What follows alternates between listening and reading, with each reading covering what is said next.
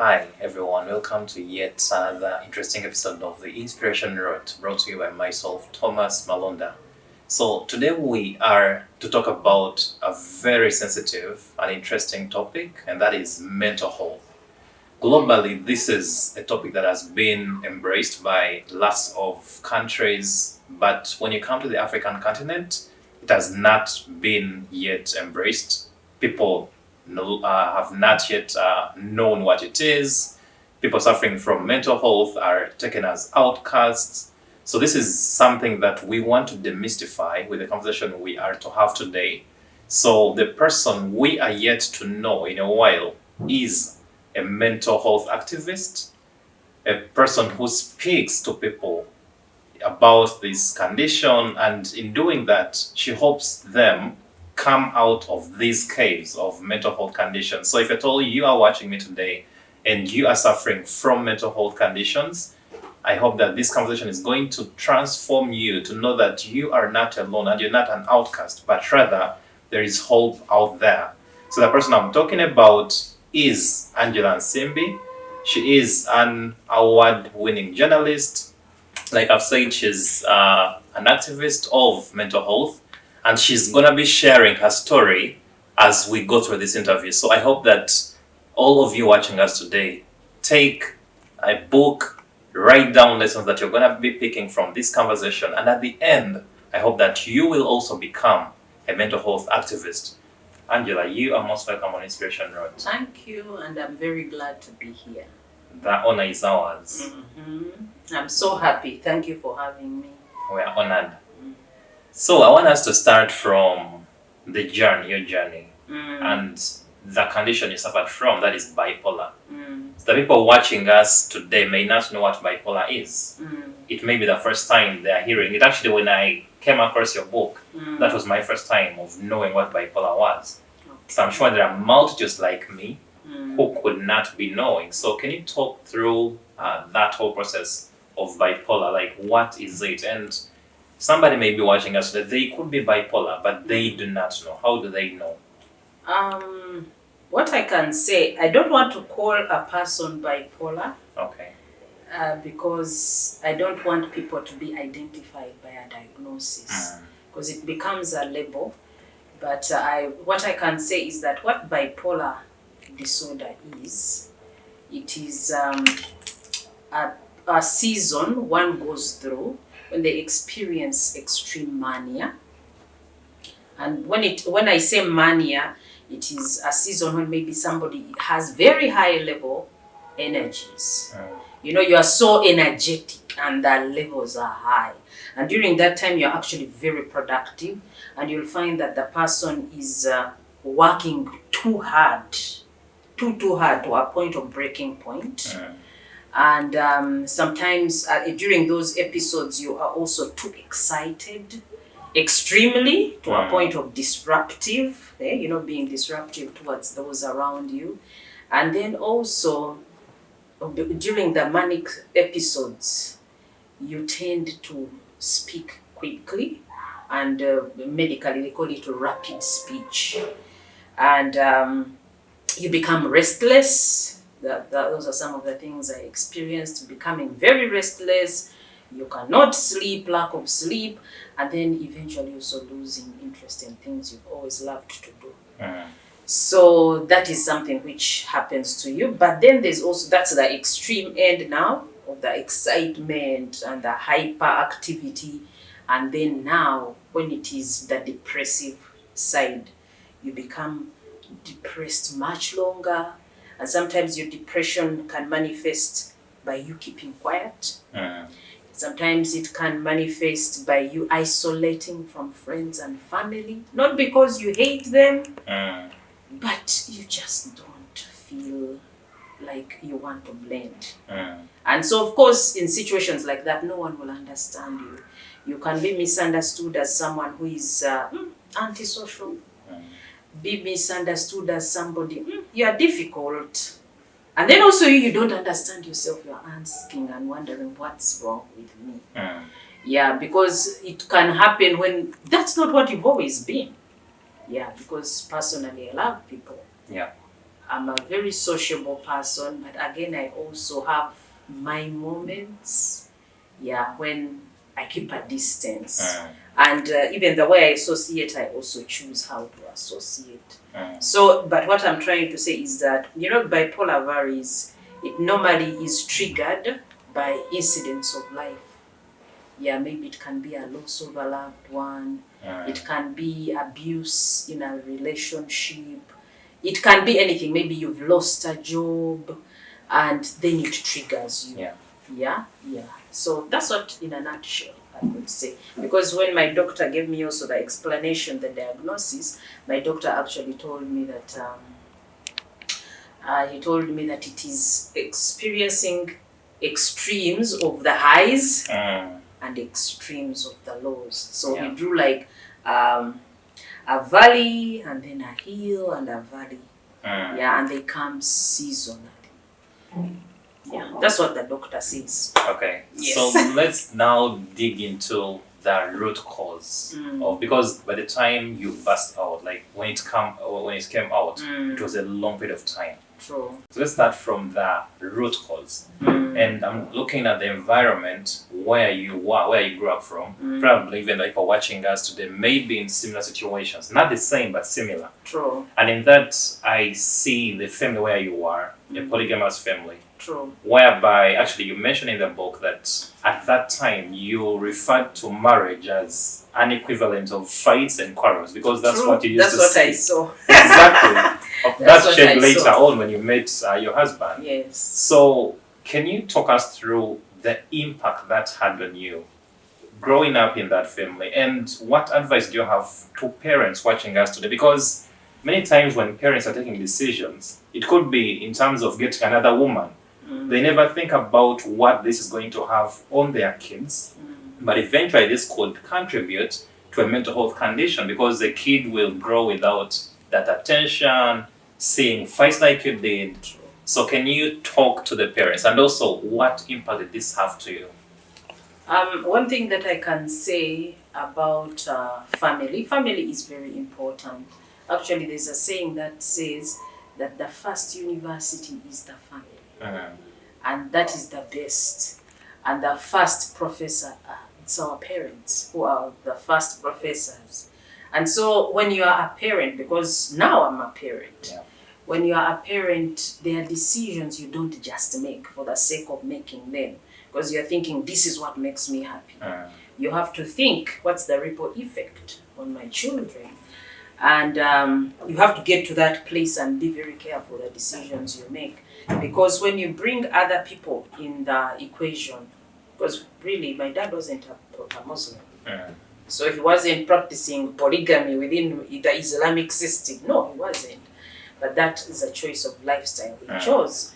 So definitely it put pressure on me growing up as a child, because you were always not sure what was coming. You're in an environment where you have a stepmother who is very erratic, gets angry easily, very irritable easily, so you're always on tension. And obviously it was also a situation where also my own mom, her relationship with my dad wasn't also good. They really didn't get on, and of course it affected me. When you're a child, you get hurt when your parents don't get on. It hurts you, by the way. Even when you see that the truth is mommy and daddy, things are not working. But when they don't get on, it hurts you as a child. And you really wish in your deepest heart, I wish mommy and daddy could get on. And that's something I think most African parents are trained, because that's how we were also raised. So most of them are trained. Children are to be seen and not to be heard. So somebody's wondering, if I choose to get another one, why should I even think about my kids? Are they important? For them, I feed them, I take them to school. What else do they want? This is my life. But the truth is, it's not really your life per se, because whatever you are doing is affecting generations. However, at the end of the day, you also have to choose to learn from the pain. Because I had to learn to be careful with relationships. Much as I was a naughty girl, I didn't jump from bed to bed. That is something I made sure of, because I saw the pain it causes. It causes a lot of loss, a lot of rejection. Because when you have too many children, the truth is a man does not have attention. He can't have that attention for all of you. Because we're over 20. Even as I speak now, my surviving siblings, we are over 20. Yes, our dad passed on 2013, but frankly, that attention for each child, he just didn't have it. So you find that all of us, yes, are affected differently, but even research shows that when you're coming from a dysfunctional family, the chances of you suffering mental illness or mental disorders is high. Because you experience rejection, and in certain situations there's abuse, and when that happens, definitely it affects you mentally, it affects you emotionally, psychologically, and eventually affects how you perform at school. And that's why for some people, they will run into beds of men. Maybe you find that's why people can blame the young women for going for the older men, but she's looking for a father figure. She's looking for a daddy who will protect her, a daddy who will love her, a daddy who was not there. And that's why you'll find some girls, they go through a cycle. She's going through a cycle. She's always going for older men. She's looking for her daddy. And it's not the right choice, but that is the pain. And so for me personally, I thought I wouldn't get married quickly, because the way marriage was demonstrated to me when I was growing up, it was pain. And I was afraid to commit. And of course, when I committed, it's because my husband had promised the package he would give would be different. So that's like from my childhood, that's what I can say, because eventually mommy had to leave, which was painful, but I knew it had to happen, because living in the same house when you are two women is hard, and it wasn't a happy place. That's the truth. But we had our happy moments as well, growing up as children, because personally, daddy loved me, daddy gave me attention, although I noticed that our dad preferred to favor the girls more. So our brothers did get that extra attention from our dad. So when I speak from the perspective of family, as parents, we have to be very careful. In fact, what I've noticed from my own experience as a mother is that our children take more of what we do than what we say. Because they're always there watching. Or you say, don't do this, don't do that, because it's actually even at church, our pastor tells us, some of you people, the way you demonstrate salvation to your children, when I have private talks with your children, they say, if that's what being saved means, me, I will not come to church. You get it? So if you're going to talk about being upright, living with integrity, you're not going to talk. You are going to demonstrate it as a parent. Because the best thing you can do as a man for your children, love their mother. You never be deceived that if you love the children, shower them with all the love, and neglect their mother and mistreat their mother, and you think they will love you. Let me tell you, children are very interesting. When we were growing up, most of us didn't have the boldness to tell our dad to his face. But when he would really insult us and all that, one day I remember I told daddy, because he would call me sometimes and quarrel over my mom. I was not there when they met. I don't know their details, but dude would get angry, quarrel, your mom is this, your mom is that. So and I just told him, you know what, daddy, we shall grow up and live. And that time actually came, and our daddy would long for us to be there. The difference is that for us as the girls, we'll still go and visit him. And then, but one thing I also told him that, you know what, a mother will always be a mother. True. Yeah. So whatever happened, they will always be she will always be my mom. I didn't choose that. But in a nutshell, what I'm saying is our childhood is important. And also us, because we are at that stage, if you're preparing to be a parent or you're already a parent, just keep in mind, it's not about just money. Because many people think, Nina Senteza, even the young women who say, I can throw out this man, what is he giving me? Yeah. Let him go. But let me tell you, you are a young woman, he's a young man, right? You are together, you have children. It's not just about your money. If it was only about money, I think God would have come up with a mechanism. We have children when we get money. I don't need a man to get a child. I know science has a way of making these things happen, but God made it in such a way because He knows we need each other. So mommy and daddy need each other, but we are going to demonstrate it. Yeah. We are not going to speak, but to demonstrate. Our children are watching us, and we are damaging them if we don't give them an opportunity to speak. Yeah. Because for me, what I have learned, I don't use that old hard system. Don't talk. You are to be seen, not to be heard. I have allowed my children, at that time when I got to a place when I finally broke down, I didn't hide it. Because I said the truth is the children saw mommy wasn't well. Yeah. Fine, they were taken and they were looked after by my family. Maybe a week or 2 weeks, and then they came back. But in your young mind, you're wondering, what's wrong with my mommy? Yeah, you have to ask, what's wrong with my mommy? So, because they will ask, like a young one who was even just in nursery, she kept talking to her friends at school. My mommy is not well, my mommy is not well, you know. And then when she was with my sister in her home, she kept telling also my sister, mommy is not well, my mommy is not well. Following her, she was young. So if I had kept quiet, it would have damaged them. I was actually going to dig into that bit of building a communication channel, because for you, while you were growing up, you didn't have that in the family because there was fear created. You bring out in the book that you were one time inappropriately touched by your cousin. Yes. Something which you kept quiet about. True. Till later on, after you even got married. You finally spoke out. Yes. So how do parents build this communication channel? So speaking from whatever you've been saying as a mother, how have you done it?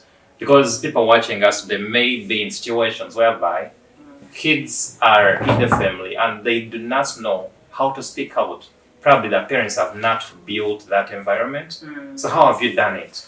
I think one of the things, I thank God I'm a journalist, so I have read quite a bit.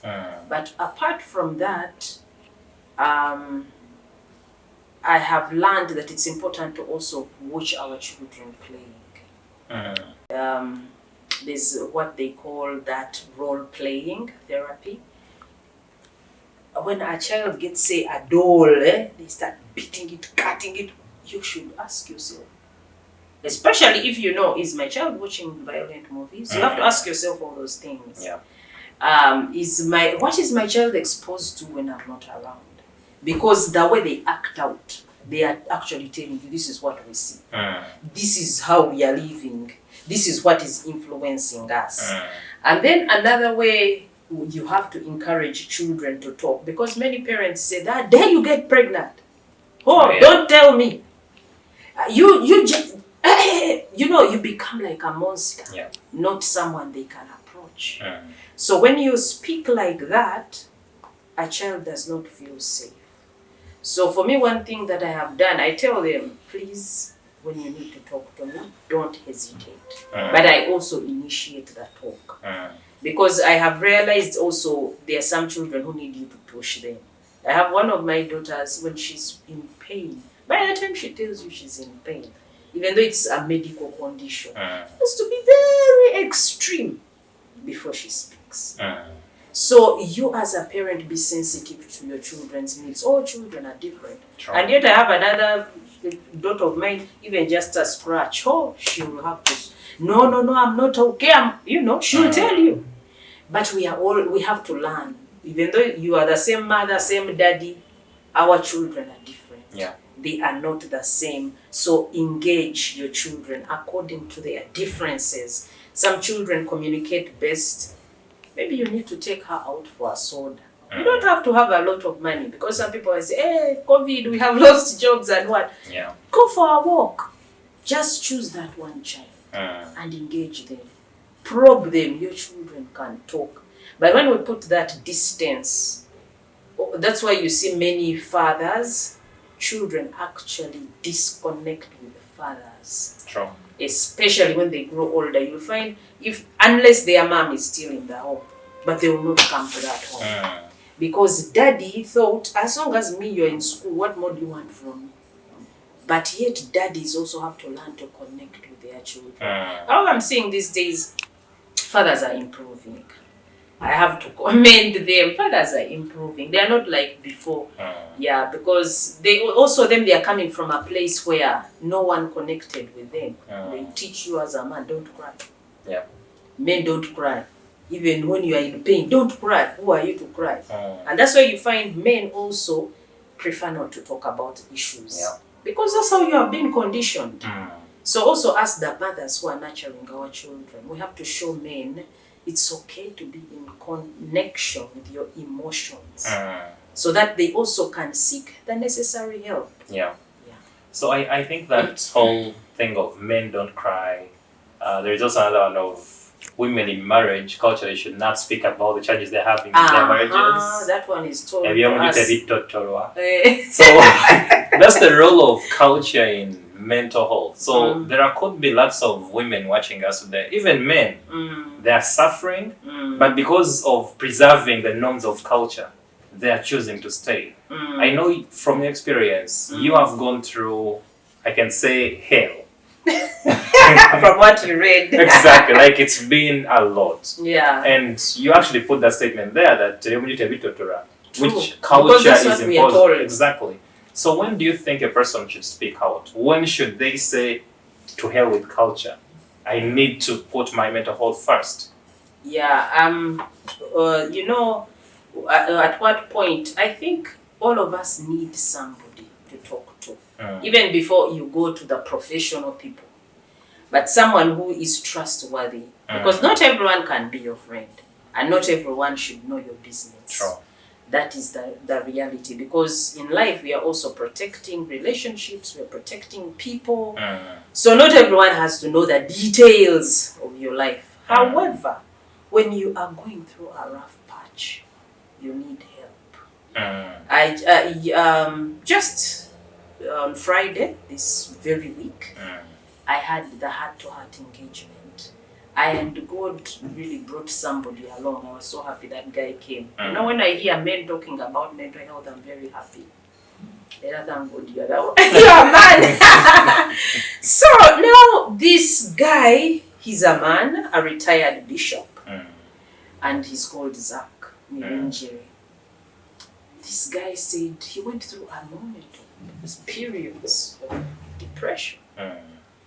However, he said one of the most important people who helped him, one, his wife, and 3 friends. Now, this is a man talking. Because many people say, we have a cousin. But this is a man talking. So now 3 friends. And he says this is a support system that has helped me. And which every person needs. Like it should be continuous. So we are human beings. We need people. We need each other. Yeah. So it's important to talk. So for me, I was able, when I was going through a rough patch in my marriage, I was able to talk. I had my sister as a confidant. Okay, she's passed away, so now she's no longer there. But in that season, she was there. Yeah. I talked to my sister. My sister would encourage me. And it helped me. Although at one point, I felt, no, now my sister can't handle certain things. And by the way, I told her everything. But then there comes a time when you need professional help. So if it is a relationship, because our relationship, my marriage was going through a very rough patch, we had violent spats in certain situations. So I said, no, let us engage a relationship counselor. And thankfully, my husband was willing because he actually would pay for those sessions. Yeah. So we engaged with our relationship counselor. So depending on what the person, the people who are watching us, depending on where you are at, depending on what you're going through, engage the relevant specialists, therapists, and even church. I don't want to dismiss church because anything to do with mental health is expensive. True. Every time you go for a session, and that was then, these days it's more, 50,000. Maybe you've gone for just an hour. For more than that, you're going to pay more. You understand? So that it's not a cheap journey. And yet when you go to church, you're going to talk to your pastor, you're going to talk to the priest, you're going to talk to the bishop, the reverend. And those people are trained to keep confidence. They will not, you know, here, there. They will keep your private life private. But you will have talked. Talking is therapy. But also, why I'm saying the culture thing is not right. That silence, when you make women, especially they emphasize avakazi, when you make women be silent, some of them get out of their marital homes in coffins. Because she's been trained alina kusirika. Yeah, buli kyoyita musirika. That's an interesting one. So on that, what you just said, they may end up moving out of their homes in coffins. Yeah. When is the right time to quit? Because when you went through whatever you went through, you write that you consciously made a decision to stay. Because you were trying to break a cycle, which, you know, your mom had died initially, and you didn't want your kids to go through what you had gone through. So when, I know it's relative, it's hard to base on your life and somebody else. Yeah, true. But then, is there something somebody watching us should look out for and say that when it gets to this point, I quit? I don't move out of my now, Thomas, what I can say, Thomas, all of us have different levels of resilience. That's one. All of us come from different backgrounds. That's two. And every situation, because I'm not one of those women who says all men are the same. Every man is different. And also as the women, we are not all the same. Although some men say abakazi bonna they are the same. No one is the same. Everyone is unique. So everyone knows their situation best. However, what I can advise, because I know now what I say is very critical. So what I can advise, I don't want to tell people run away from your marriages. Because I also don't want broken marriages. But again, it's important to be wise. Seek counsel. Seek counsel. Check in with your doctor. Because also the doctor will advise. And be honest. If it has been as like you've been beaten, be honest with the doctor. Don't lie the doctor, I failed. Tell the doctor the truth. I was beaten. Talk to the therapists. Tell them the truth. And then assess. They help you also assess. And then make a decision from the outcome. Yeah, because some people, you know, people stay for different reasons. And also people leave for different reasons. Yeah, for me, the reason why I stayed, on the scale to 1 and 10, when I weighed, this was an incidents which happened twice. And I realized that on a scale of 1 and 10, my husband is not a monster. That is the truth. Because when you read this book, not many African men, even Bazungu men, who people praise so much, can do what my husband did. That is the truth. Because my husband cared for our children. He was a hands-on man. That is the reality. Very few men want to go there. This is a man who would even change nappies. Very few men want to go there. And also, he's a man who stood. Much as the violence is what triggered, he's a man who stood in that crisis. Many men, they pack off their women. He will carry you, go back to your people. Let your people take care of you. Yeah. That is the harsh reality. Then many situations, because I engage with different people as a mental health activist, different people, they tell them when they take the person, maybe I have to tell them, please call me when the person has died. So there are some men who even tell their wives to leave. Yeah, because I don't want you here anymore. I'm tired. And one particular incident, because I even have, for my support group, I even have a WhatsApp group. Yeah. So this lady told me, before she even joined the support group, how her husband told her to leave. And even told their 2 sons, this is not your mother. Of course, the boys knew this is our man.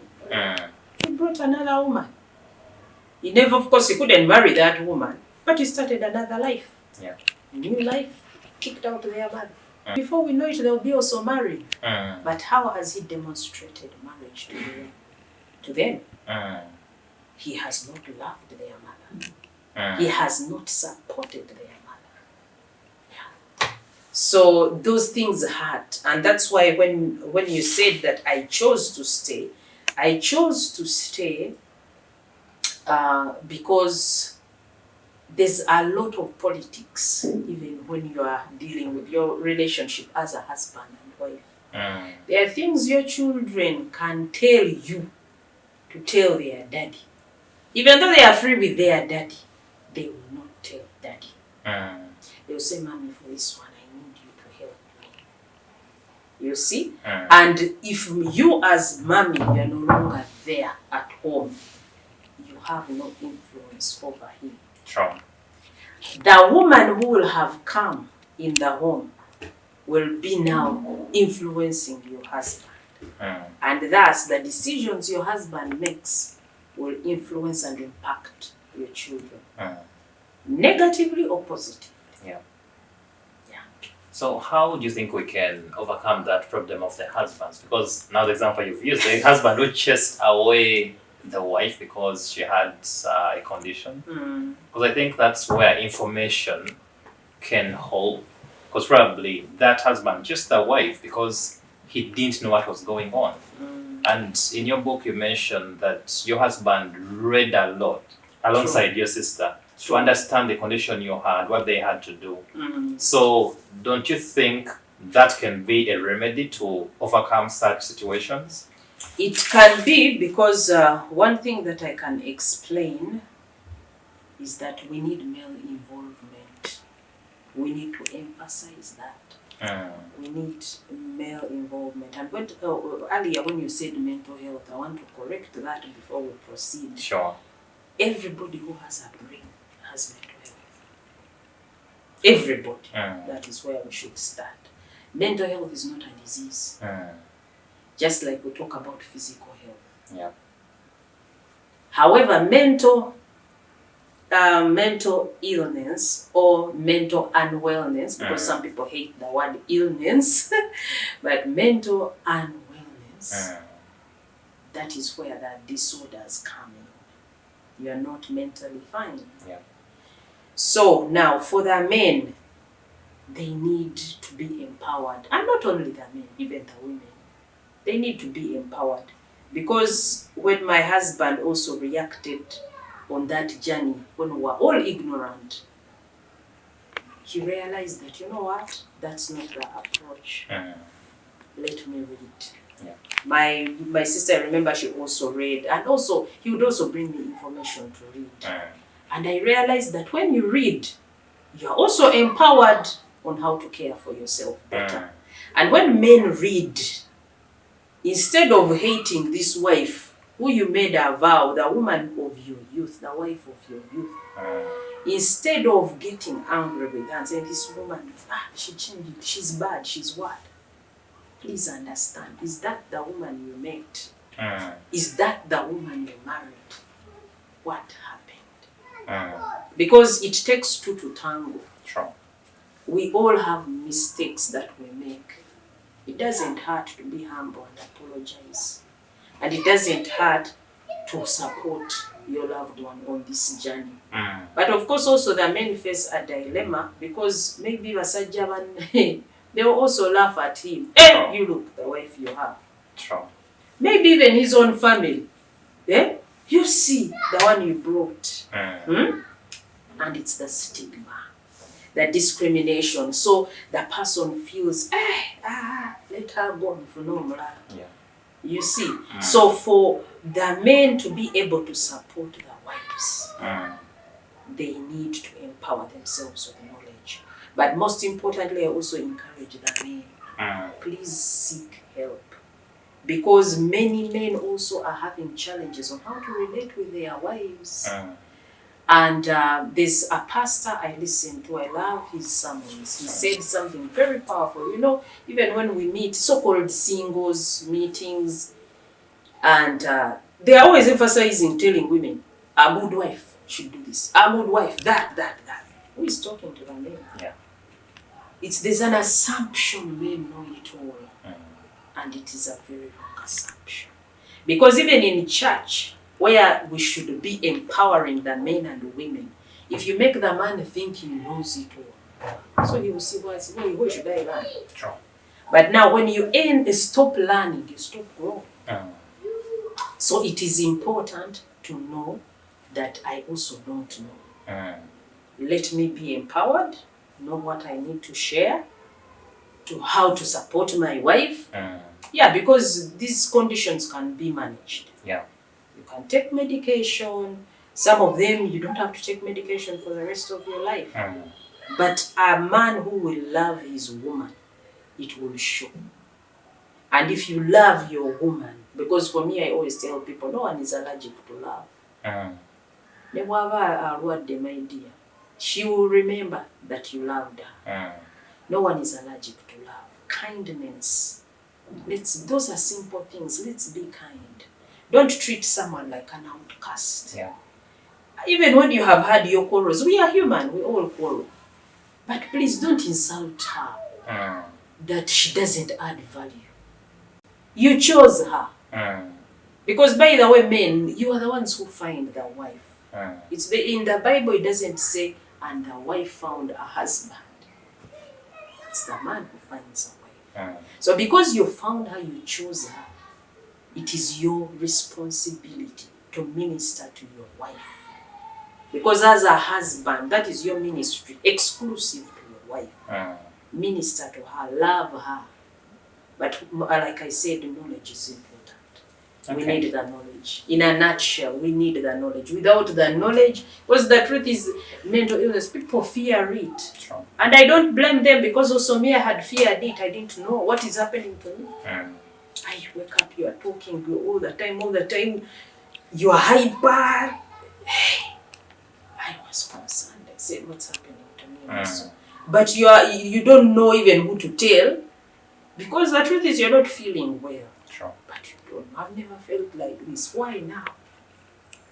But also, my problem was keeping quiet. If I had a clash with my husband, I would keep quiet.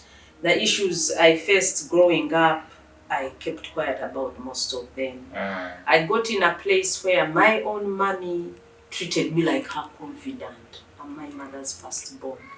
My mom, I think, got to a place. She was also lonely. Yeah. She, I think, needed someone to talk to. So, building on that, there is a common meme of firstborns are deputy parents.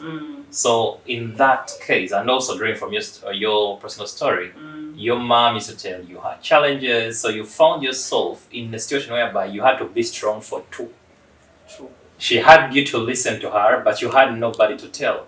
So, how much should parents tell their children? Because I think that can also affect their mental state. That is so true.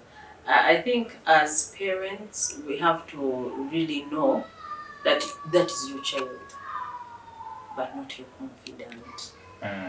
Because there's information as a mother, as a wife, which is a little too heavy for a child to carry. And when you burden the child with too much information, then they will say, what mom is going through. When they are suffering, they will not look at you as someone they can come to. Yeah. Now they begin to look at you. Actually, it's like you're reversing the roles now. They will begin to look at you. I need to take care of mommy. I need to protect mommy. And you almost become, because for me, I almost became now like the replacement of my dad. What your daddy has to do, of course, apart from the other business, but what your daddy has to do, you become that replacement. Because now she has no one to confide in, unless the person remarries. But even when they haven't remarried, my dear, it's a crisis. True. So as parents, we need to understand this is my child. Give them room to be able to run to you. Because when you overburden them, they will begin to fear to come to you. Because for me, when I would now be going through any challenge, I would just keep quiet. Even all the challenges I went through my marriage, I never told mom. Because now I was wondering, I tell her then what? You see? And also because as growing with her, also her at a point, she became a little distant. So I was wondering now, I tell her, what am I going to do? You know, it's like you're making a situation worse. She already has her package, then you also bring your package. Yeah. So what I think as parents, we remember that this one is my child.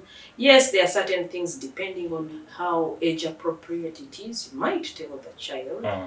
But also while you're talking, remember that it's because sometimes you might end up talking about their father. Remember that in the child's eyes, mommy and daddy are special. So you have to be careful what you say. You don't poison your child's mind against a parent, whether it is her daddy or it is her mommy. Because the children get annoyed if mommy is talking badly about daddy.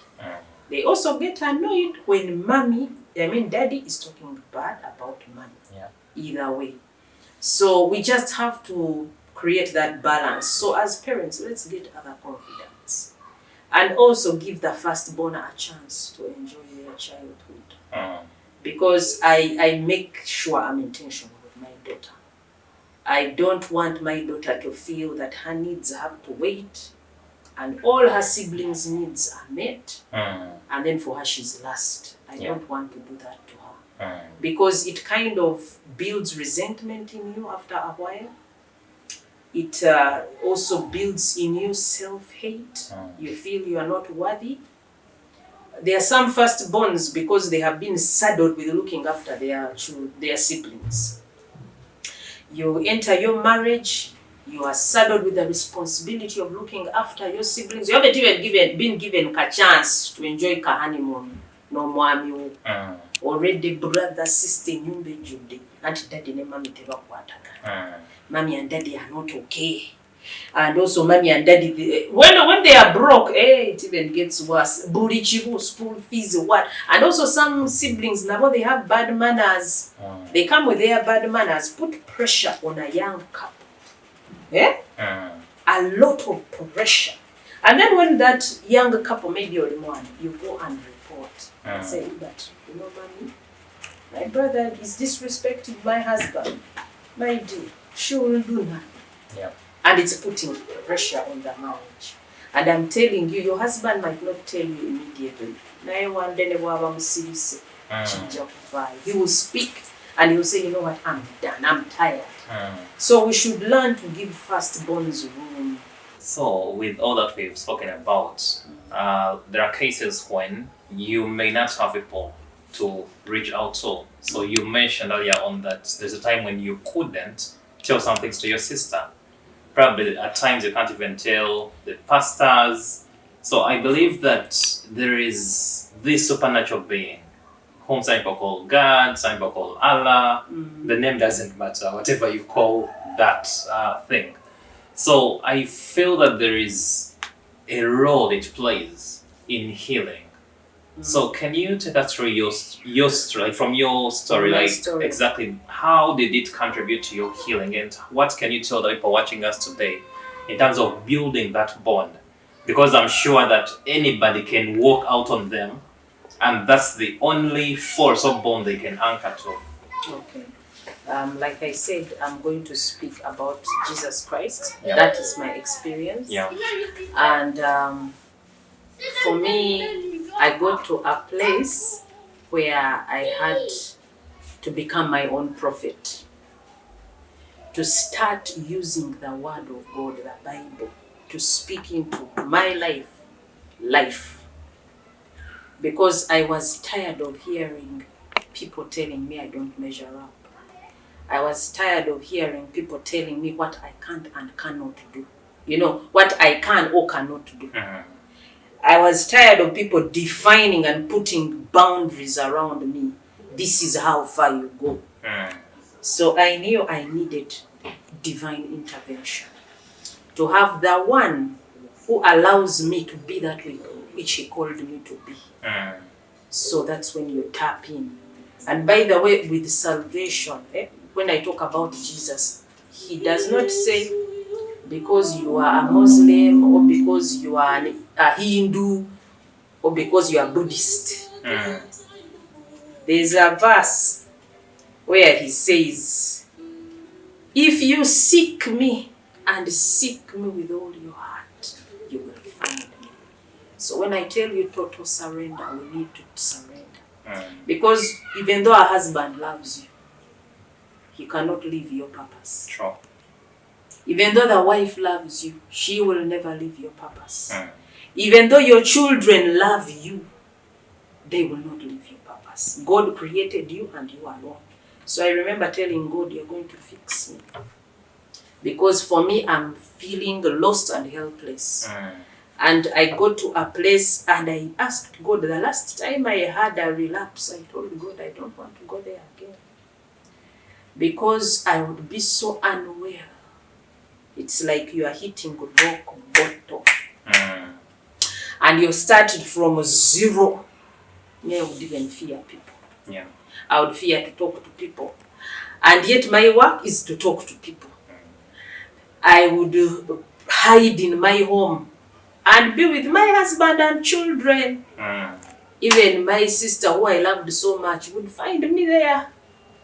I just feared to go out. So I realized I need that God. Mm. I needed Jesus badly. I still depend on him, but you have to surrender, because part of the things that make us unwell, it's pain. Mm. We have soul wounds.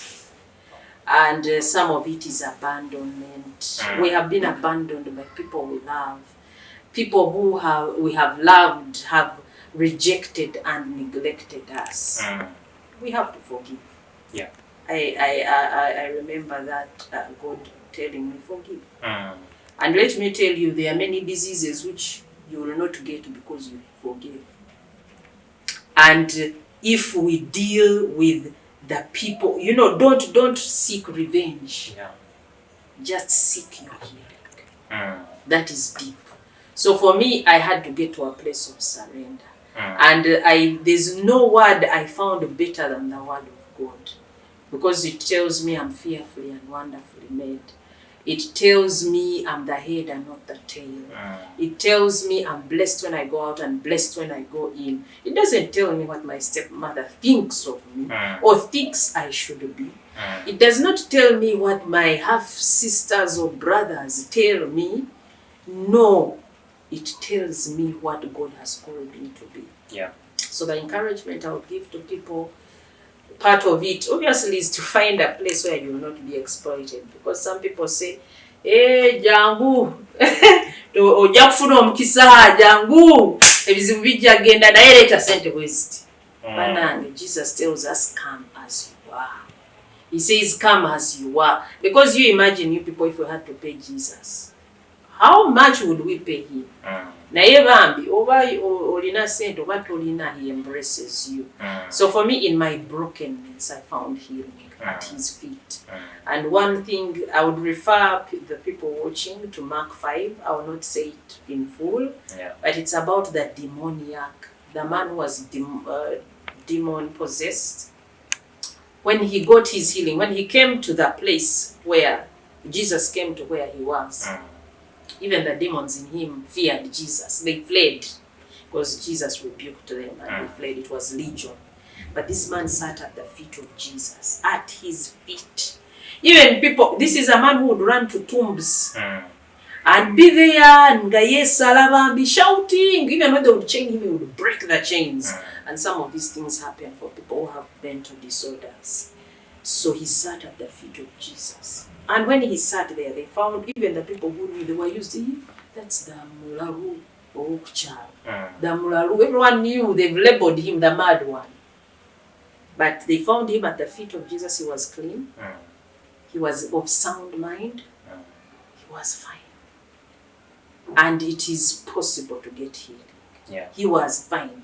And when they chased Jesus away, they feared the miracle.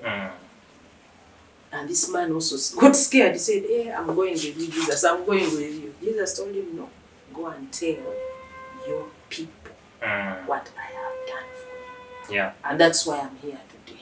Yeah. Telling people what Jesus has done for you. We need that. But we also need, you need to surrender. Yeah. Before you have surrendered, it can't work for you. Because you know, it's,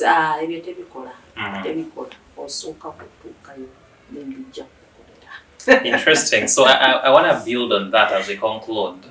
You've hinted on the point of forgiveness. Yes. I want to believe that whatever we've talked about today, God's role in this support system, information, even if anyone watching us today will use those things, but they choose not to let go of whatever they've gone through, I doubt they'll heal. And there is a common saying by a man called Saint Augustine. He's saying that the God that created you without you cannot save you without you. That's powerful. Which means that for you to be healed, you need to play a part.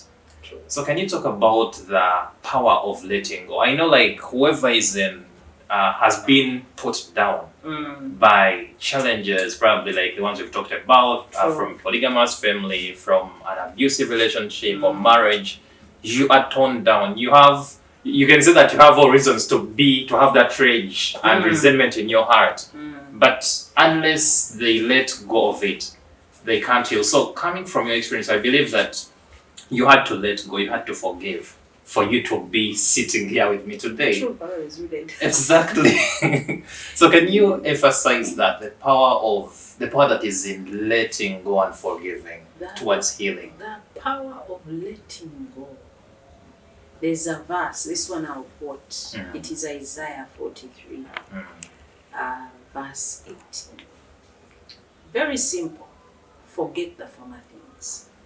Do not dwell on the past.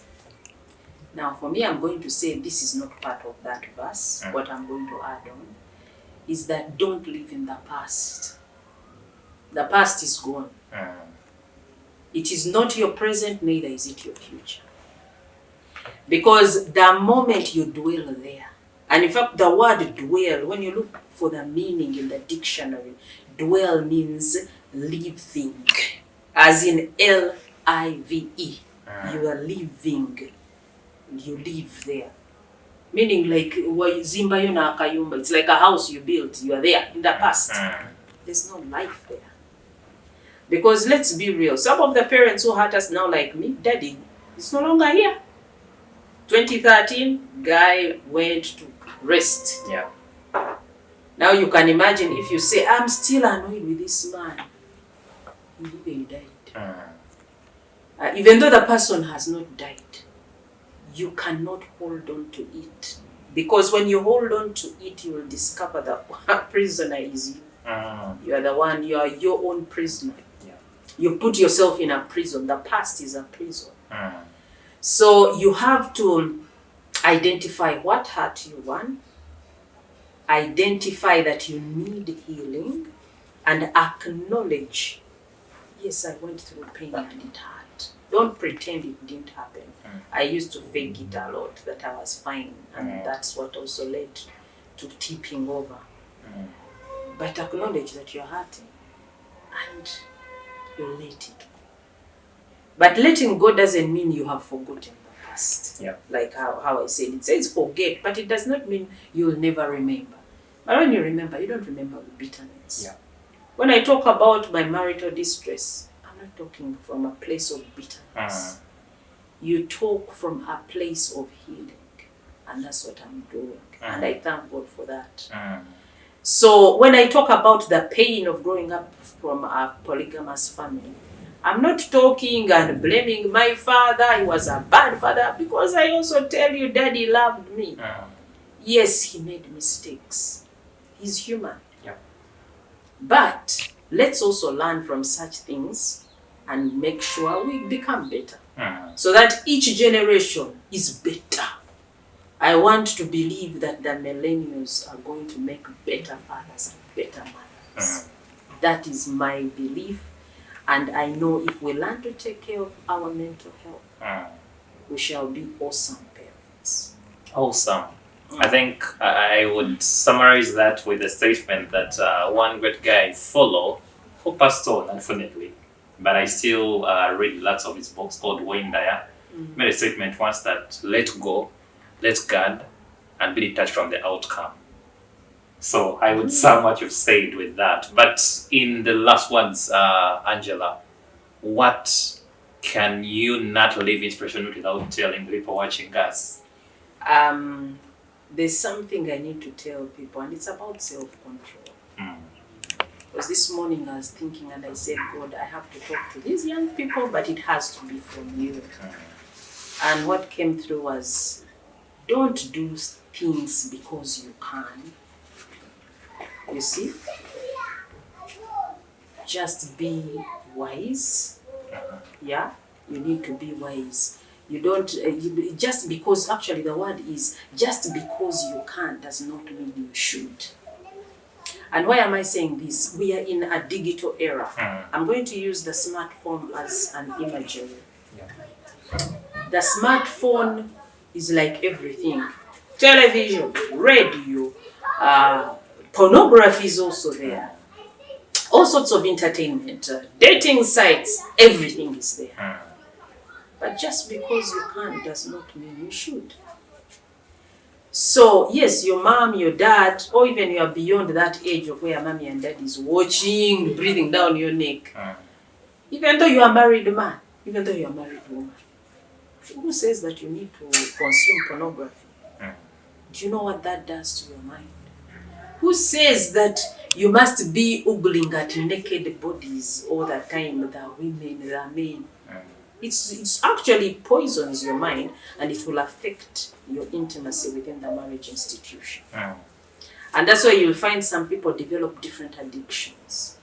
And because we are in the digital age, just because you see beautiful pictures of other people on social media, and you say, oh, I wish that was my life. By the way, some people, it's showbiz. They are even paid to have such pictures on social media, but that's not their real life. Yeah.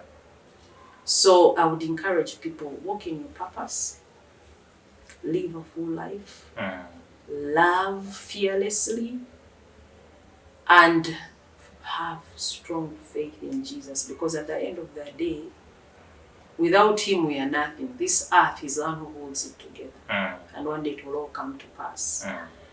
But even as we do that, let's really take care of our minds. Because the mind is a garden. And whatever we put there, that's why I use the smartphone as the imagery. If you put a seed of pornography, a seed of violence, a seed of hate, those seeds will one day grow. And they will produce fruit. And before you know it, you will be someone you also can't recognize. And you say, how did I get here? It will affect those you love, your circle of influence, and you ask, how did I get here? So let's have self-control. Let's mind our mental health. And I say this why I even wore what I wore. I wore these colors intentionally. At the back of my shirt, I don't know if you'll be able to get that word. It says psychological first aid saves lives. I don't know, are you able to get it properly? Yeah. I wore this t-shirt intentionally. It's black, white, it represents our colors as a country. So for me, I wore green earrings intentionally. Green is the color for the mental health ribbon. So I'm talking to our generation, to the people of the nation of Uganda. It is about time, whether you are a policymaker, whether you are a leader at different levels, even our own president, ministries, our Ministry of Health. Let us make mental health priority. We are losing productive people. Our young people are dying because we are neglecting our roles as policymakers, our roles as leaders, our roles as parents. We are neglecting them, and our people are dying, and we are looking. And in Uganda, the biggest percentage of our population is the young people. Yeah. It is about time we stood up and spoke up and took action. So I was intentional, though I presented myself. Yeah. So I can say I'm a citizen of this nation. So I can conclude by saying, for God and my country. Awesome. So in terms of reaching out to you, I know you you co-founded and managed the Chat to Chat initiative, My Story initiative. How can people reach out to you? People watching us, and who should be part of it? I can begin with the heart-to-heart chat. It's a support group for people who have psychosocial disabilities, or they prefer the word challenges, but well, in the circles of NGO, they say disabilities. And we also welcome caregivers, because a caregiver is part of the journey of the peer. And then we encourage anyone, as long as you have a passion for mental health and you want to make an impact, because in this group we share information to empower each other to be the best that God called us to be. And then for the organization, My Story Initiative, which I co-founded with 2 other people, that is an organization, it's a non-profit organization, and our objective is to empower people with psychosocial disabilities. And one of the things that we have done, which I can confidently talk about, is that we have planted. It's a process which requires money, but at least so far we have planted peer support groups in Wakiso, in Mukono. Mukono is part of Wakiso, and also in Budaka, because last year, yes, we planted 5 support groups, because people have the solutions. We don't want to be talking down on people. We are the answer. No. People have the answer. In these groups, people come and talk.